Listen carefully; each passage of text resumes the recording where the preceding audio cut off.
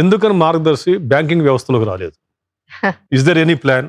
అంటే ఇప్పుడులా అయితే బ్యాంకింగ్ వ్యవస్థలోకి వచ్చే ప్లాన్ లేదండి. ఎందుకంటే banks are many but in chit funds Margadarsi అగ్రగామి. We have a unique status, monopoly status in the country. So save చేసుకోవటానికి మార్గదర్శి కంటే మెరుగైన సంస్థ లేదండి. So people know that. So that is why they trust Margadarsi immensely. We have a USP here. This is a company where you can save, you can borrow, both. Okay. This instrument is unique. And we have monopoly here. So we're doing well here. అనుకున్నది చేయగలుగుతున్నాము. విదేశాల్లో ఉద్యోగం చేస్తూ ఇక్కడ మార్గదర్శిలో చుట్టూ పెట్టుబడి పెట్టే వాళ్ళు ఉన్నారా మేడం? చాలా మంది ఉన్నారండి. వాళ్ళు they send it to their parents accounts. Okay. వాళ్ళ ఫాదర్ మీద, వాళ్ళ మదర్ మీద అలా తీసుకుంటారు.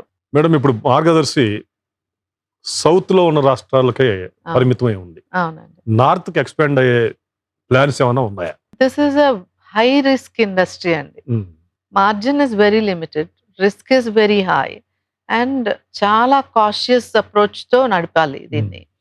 అందుకనే ఇన్ని బ్యాంకులు వచ్చినా, ఇన్ని ఎన్బిఎఫ్సిస్ వచ్చినా, ఫిన్టెక్ కంపెనీస్ వచ్చినా మేము పటుత్వంతో చేయగలుగుతున్నాం.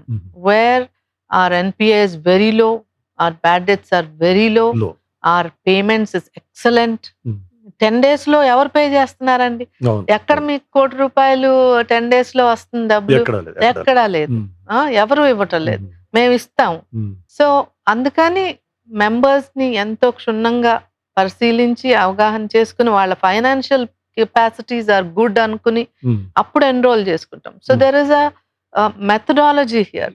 Even recovery is a huge exercise. So members scatter అయిపోతే it's difficult to do the recovery. Andukani we are more concentrated in the southern states.